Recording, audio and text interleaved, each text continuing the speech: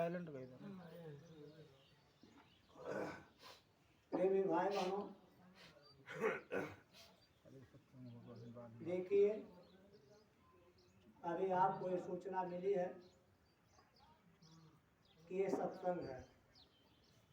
एक न कोई नाच गाना है, न कोई वेद पुराण है, न कथा भागवत है, ये सत्संग है।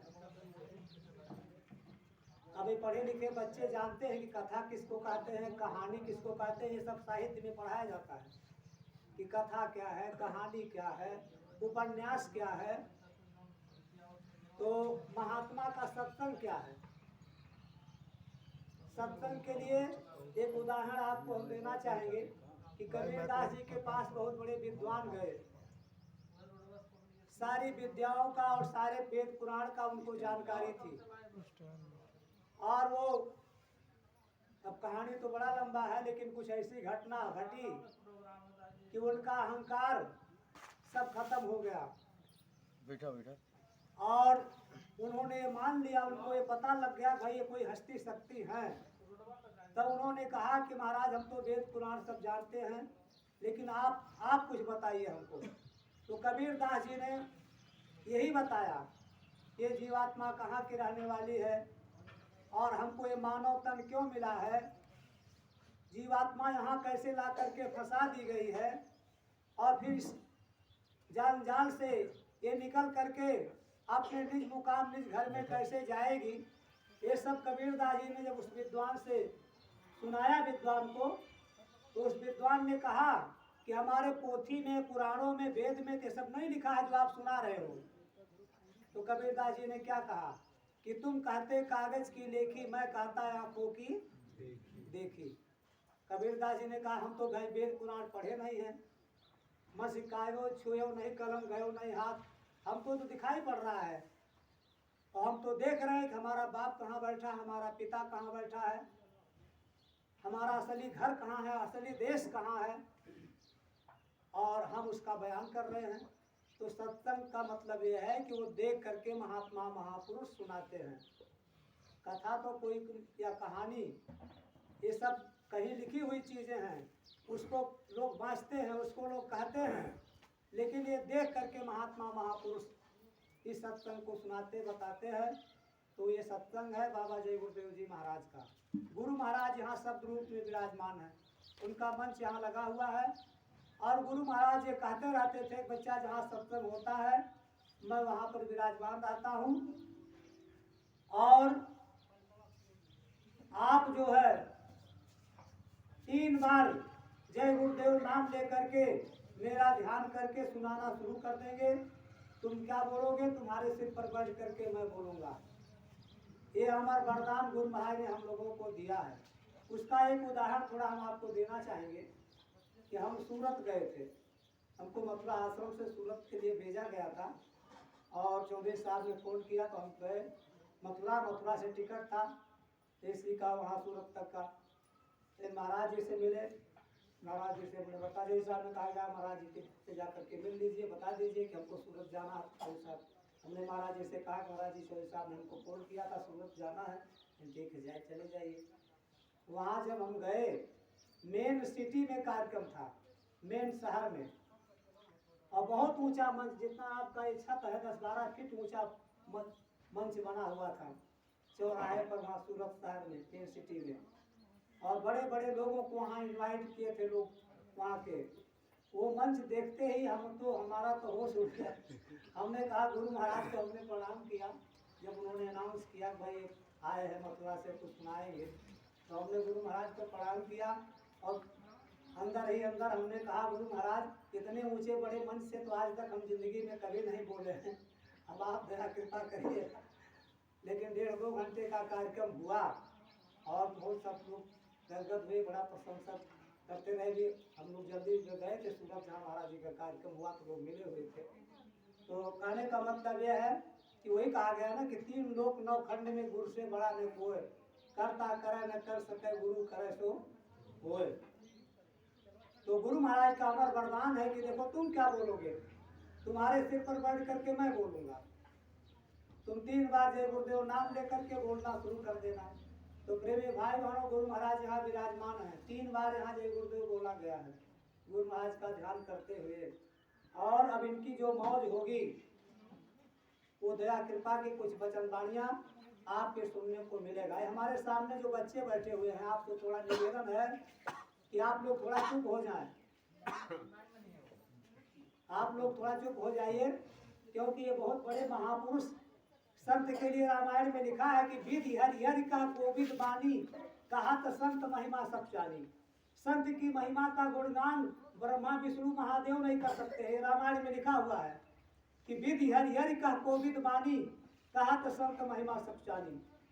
तो यहाँ अगर कुछ आप मान लीजिए ये अनादर हुआ, वही कबीरदास जी ने कहा ना कि लबर लबर बंदगी गबर गबर दया, कहे कबीर कुछ भया न गया। तो ये सम्मान कितने बड़े महापुरुष का और सत्संग का होना चाहिए, जिसके लिए रामायण में देखो कितना सत्संग की महिमा का गुणगान, संत की महिमा का गुणगान कितना गाया गया है। संत हृदय नवनीत समाना, और संत के लिए कूड़ कुंज बिलमेलन संता, प्रथम भक्त संतन कर संगा। ये कितना भगवान राम ने कहा सबरी से। अब हम लोग तो सोचते हैं कि 2 लोटा हम जल चढ़ा देंगे, 2 फूल चढ़ा देंगे और 9 दिन नवरात्र रह जाएंगे, हमारी भक्ति पूरी हो जाएगी। लेकिन भगवान राम क्या कह रहे हैं कि प्रथम भक्ति संतन कर संगा। आपकी भक्ति तब शुरू होगी जब संत मिलेंगे। तो संत मिले नहीं, आपकी भक्ति अभी कहाँ शुरू हुई है।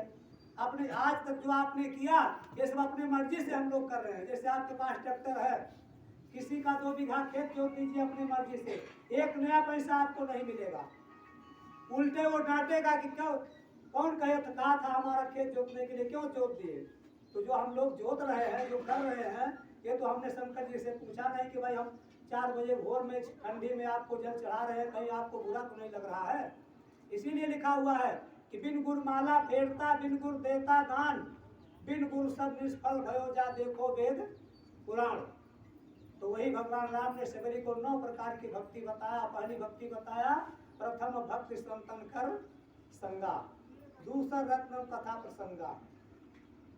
तब और कथा सुनने के अधिकारी कौन है, रामायण में लिखा है कि राम कथा के ते अधिकारी, जिनको सत्संगत अति प्यारी। संत मिलेंगे तो सत्संग आपको मिलेगा, और सत्संग अगर आपको प्यारा लगा, सत्संग समझ में आ गया, तब आप कथा सुनने के अधिकारी बनेंगे, नहीं तो आप कथा सुनने लायक नहीं हैं। संत यानी पहली भक्ति अगर आपको संत नहीं मिले हैं, सत्संग उनका नहीं मिला है, तो राम कथा के ते अधिकारी, जिनको सत्संगत अति प्यारी, तो आप कथा सुनने के लायक भी नहीं है। इसलिए बस वही आ गया प्रथम भक्त संतन कर संगा। संत कौन है, अब ये भी समझना है कि भाई संत कौन है। संत वो है जो अंत से जुड़ चुका है, जहाँ हमारा बाप, जहाँ हमारा पिता बैठा हुआ है, वहां तक जो जिसकी पहुंच हो गई है उसको संत कहते हैं। सा अंत यानी उस अंत से जो जुड़ चुका है, उसके बाद कुछ नहीं, वो हमारा पिता, उसी को सतलोक कहते हैं, सचखंड कहते हैं।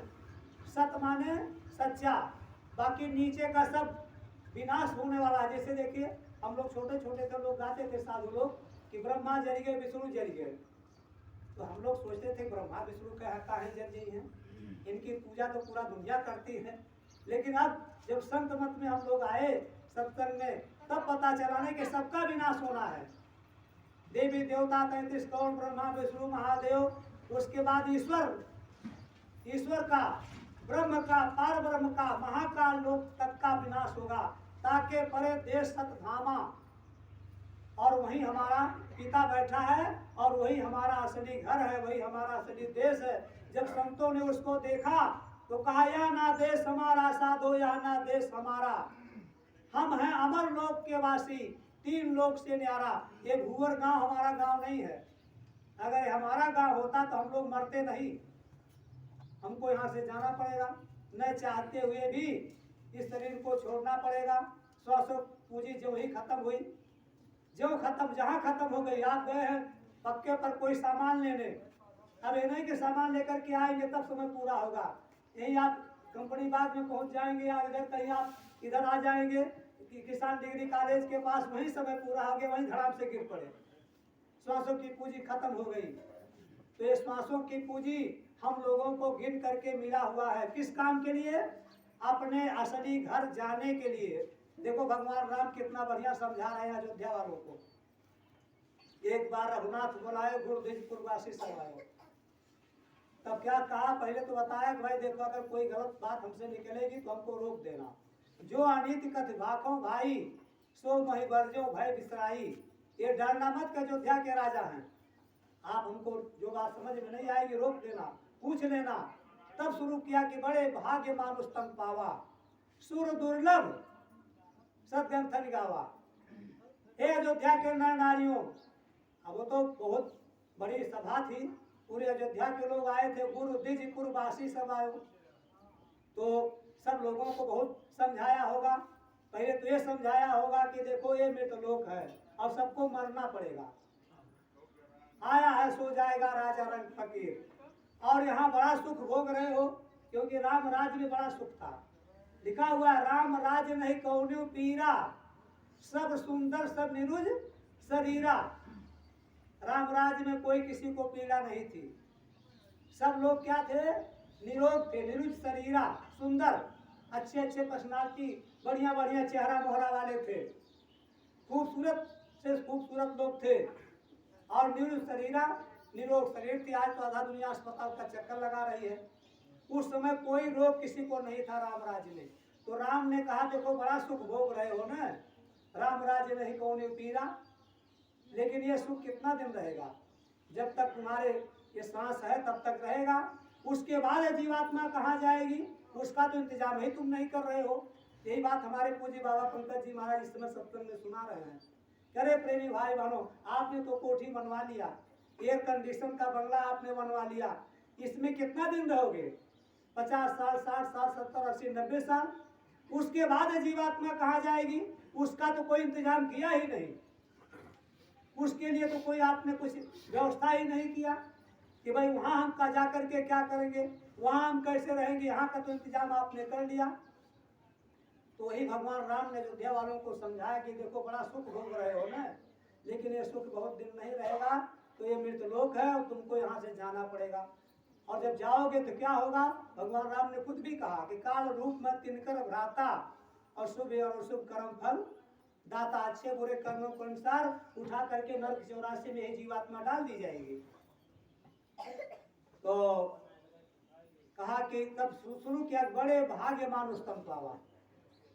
ये अयोध्या के नर नारियों, ये मानवतम जो आपको मिला हुआ ये बड़े भाग से मिला है, देवताओं को दुर्लभ, सुर दुर्लभ सदग्रंथन गावा, ये देवताओं को दुर्लभ है। तो हो सकता है अयोध्या वालों के समझ में ना आया हो तो पूछा भी होगा उन लोगों ने कि प्रभु हम लोग तो सर्दियों में नहाते हैं और सवेरे सवेरे देवता के पूजा में लग जाते हैं, और आप कह रहे हो कि देवता मनुष्य शरीर के लिए तरस रहे हैं। तो क्यों तरस रहे हैं, क्या चीज हमारे अंदर है जो देवताओं में नहीं है। तब भगवान राम ने कहा कि इसमें क्या, साधन धाम मोक्ष कर द्वारा, ये साधना का धाम है, साधना का घर है, और मुक्ति मोक्ष प्राप्त करने का इसमें दरवाजा है जो देवताओं में नहीं है। देवताओं में मुक्ति मोक्ष पाने के लिए दरवाजा नहीं है। अब वो तो जहाँ तक उनकी पहुँच थी, जो यहाँ पुण्य कमाए वहाँ चले गए, अब वहाँ के लिए जब नीचे आना उनको प्रमोशन नहीं होगा, डिमोशन होगा, पुण्य छीड़े पुनः मृतलोक के, पुण्य खत्म होगा फिर मृतलोक में आएंगे। तो समझाया कि देखो देवता भी मानव तन में आए थे। गीता में आपके लिखा हुआ, किस भगवान अर्जुन बैठे हुए थे, एक चींटा घूम रहा था, किस भगवान ने कहा कि अर्जुन देखो ये जो चींटा घूम रहा है ये 10 बार इंद्र बन चुका है।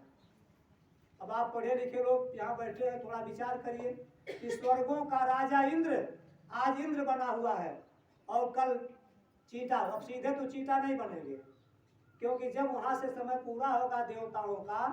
अब ये अंतर क्या है, हम लोगों में देवताओं में अंतर क्या है। महात्माओं ने कहा कि वो सोने की बेड़ी है, ये लोहे की बेड़ी है। हम लोग लोहे की बेड़ी पहने हैं, वो सोने की बेड़ी पहने हैं, यानी वहाँ सुख ज्यादा है, यहाँ दुख ज्यादा है। अब यहाँ उम्र कम है, वहाँ उम्र ज्यादा है।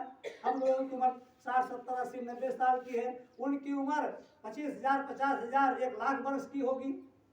लेकिन जब उम्र खत्म होगी, उनका समय पूरा हो जाएगा, तब क्या बनेंगे, सीधे चींटा नहीं बनेंगे, पहले राजा महाराजा बनेंगे, बड़े बड़े सेठ साहूकार के यहाँ पैदा होंगे।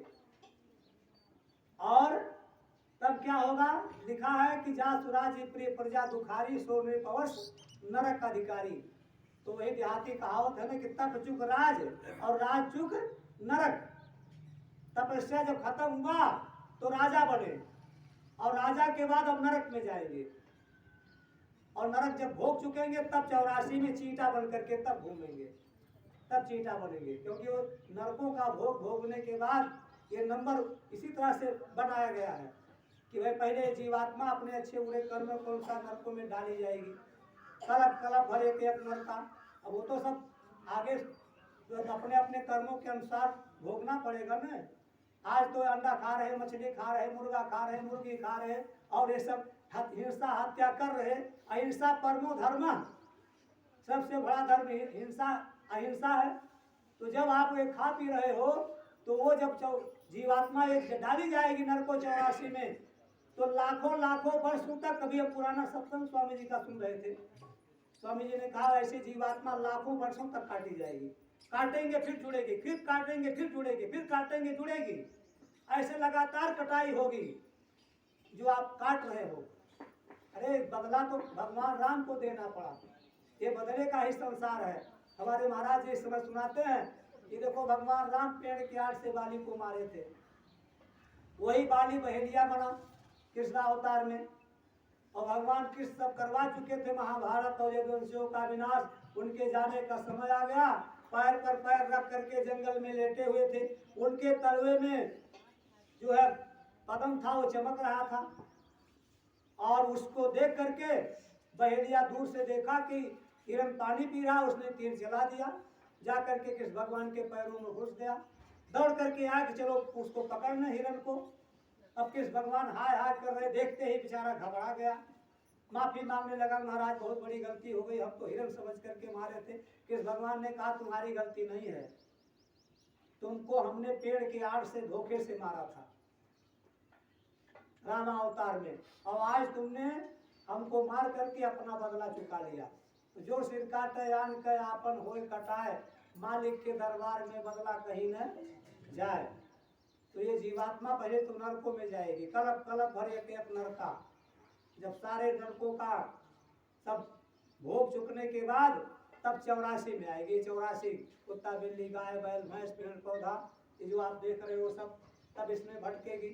जब मालिक की बहुत बड़ी दया होगी तभी कबहू कर करुणा नर देही देत ईश बिन हेत स्नेही। उस मालिक की दया हो जाएगी, अरे अरबों खरबों बरस बीत गया, इसको अरबों खरबों जन्म इसका बीत गया। लिखा है रामायण में कि कोट जन्म जब भटका खाया, यह तन दुर्लभ तुमने पाया। ये करोड़ों जन्मों के बाद हम लोगों को ये मानव तन मिला हुआ है और फिर दोबारा मिलेगा नहीं। कोई भगवान राम समझा रहे हैं कि ये साधन धाम मोक्ष का द्वारा मुक्ति मोक्ष प्राप्त करने का इसमें दरवाजा है और वो दरवाजा खुलेगा कब, कैसे खुलेगा? क्योंकि हमारा आपका परमात्मा न पहाड़ में है, न नदी में है, न तीर्थ में है, न मूरत में है। मोह को कहाँ ढूंढे बंदे, मैं तो तेरे पास में, न तीर्थ में न मूरत में, मैं तो हूँ विश्वास में। भेदी मिले तुरंत मिल जाऊं, पल भर की तलाश में। वो भेदी सतगुरु जब मिलेंगे तो मैं आपको मिल जाऊंगा, वो बता दी, क्योंकि उन्होंने हमको प्राप्त कर लिया है, उन्होंने हमारा दर्शन कर लिया है। तो आप तुम लोगों को भी वो हमारा दर्शन करा देंगे, हमारे निज धाम असली घर जहाँ तुम्हारा है वहाँ पहुँचा देंगे। तो संतों ने कहा यह ना देश हमारा साधो, यह ना देश हमारा, हम हैं अमर लोक के वासी, 3 लोक से न्यारा। जहाँ गए सुख हो अपारा, बहुर नियाम यह संसारा। वह है देश हमारा साधो, वह है देश हमारा। वो रामायण में लिखा है एक अनी है नामा, आज सच्चिदानंद प्रभु धामा। हमारे पिता उस प्रभु के लिए लिखा है कि वो सच्चिदानंद धाम में बैठा है, आनंद ही आनंद है। अब जीवात्मा आनंद धाम की रहने वाली है, ये मन भी ब्रह्मलोक से आया, वहाँ भी आनंद है। तो इसलिए यहाँ आनंद की तलाश कर रही है, मन आनंद की खोज कर रहा है, लेकिन यहाँ दुनिया में आनंद नहीं है। जहाँ गए सुख हो अपारा, बहुर नियाम यह संसारा, वो हमारा देश है। जो अगर जीवात्मा एक बार वहां पहुंच गई तो फिर जन्मना मारना खत्म हो गया, उसी परमानंद धाम में वो रहेगी वहां। और वो अमर लोक है, ये मृत लोक है, ये मरने वाला लोक है, वहाँ कोई मरता नहीं है। तो इसलिए प्रेमी भाई बहनों, ये महात्माओं ने आकर के यहाँ बताया, भगवान राम भी वही इशारा कर रहे हैं अयोध्या वालों से कि देखो, साधन धाम मोक्ष कर द्वारा पाए ने जे परलोक समारा। जिसने साधना का घर मनुष्य शरीर पा करके अपना परलोक नहीं बनाया, अपने पिता के पास नहीं गया, सो पड़त दुख पावही सिर धुन धुन पछताए, काल कर्म ईश्वर ही मिथ्या दोष लगाए। क्योंकि हम लोग माता के पेट में उल्टा टंगे थे, अपार पीड़ा हो गई थी, जठराग्नि में तप रहे थे, तो बच्चा जिंदा क्यों रहता है गर्भवास में? क्योंकि वो उस प्रभु का, उस पिता का दर्शन करता है, परम प्रकाश को देखता है, लाइट को, आवाज को सुनता है। इसीलिए बच्चा जब पैदा होता है ना, उसके जन्मतुआ बच्चे के आंख पर आप लाइट डाल दीजिए, चाहे जितना तेज लाइट डाल दीजिए उसकी आंख बंद नहीं होगी। हम लोगों को तो घबरा जाएगा, वो चकचोनी लग रहा है और यह कि इसको बंद करो, लेकिन वो परम प्रकाश देख करके आया है, इसलिए उसके आंख पर कितना भी लाइट डाल दीजिए उसका कोई असर नहीं पड़ेगा। आवाज के लिए अब देखिए, वहाँ जो है जब अंधेरा हो जाता तो बच्चा रोता है। पहला तो बल्ब उलग का जमाना आ गया, नहीं तो पहले तो यह है कि दीपक जला करके वहाँ परसोगृह में रखा जाता था। कहीं ना वो बच्चा रो रहा, कहीं दीपक जला दो बंद हो जाए, रोई नहीं। तो क्योंकि वो परम प्रकाश देख रहा था, या वही खोज रहा, जब देखने लगा तो उसको शंका हो गया, अरे वही तो परम प्रकाश तो नहीं दिखाई दे रहा जो गर्भवास में दिखाई दे रहा था।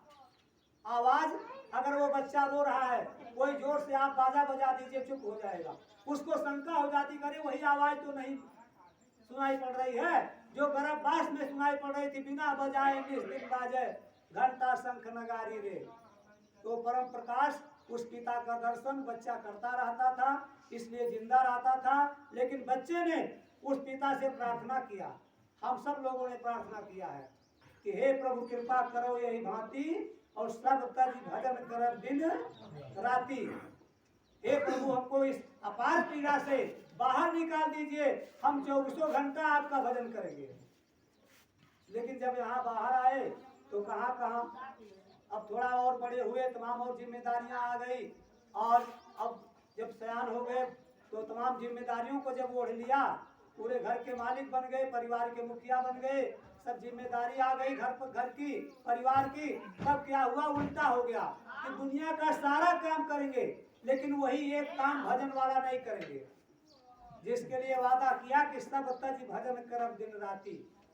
तो जीवात्मा जब वहां जाएगी तो पूछेगा, पहले यही पूछेगा कि तुमने तो गर्भवास में कहा था कि सब तज भजन करब दिन राती, हम सब छोड़ छाड़ करके 24 घंटा तुम्हारा भजन ही करेंगे, लेकिन बताओ तुमने भजन क्यों नहीं किया? तो हम लोग क्या जवाब देंगे? आप कहोगे हमको कोई बताया नहीं इसलिए प्रचार हो रहा है। इसीलिए रामायण में लिखा कि संत मही विचरत हेतु जड़ जीवन को कर सचेतु। संत क्यों धरती पर विचरण करते हैं? इसलिए चेताते हैं, अरे बच्चा तुम तो बड़ा वादा खिलाफ निकले, अरे तुमने 24 घंटा भजन करने का वादा किया है, 1 सेकंड भी याद नहीं करते हो, ये जीवात्मा नरक 84 में चली जाएगी। ये जितना भी आप देख रहे हो, ये पेड़ पौधा, ये कुत्ता बिल्ली, ये सबको मानव तन मिल चुका है। ये कीड़ा मकोड़े जितने हैं ये सबको मानव तन मिल चुका है।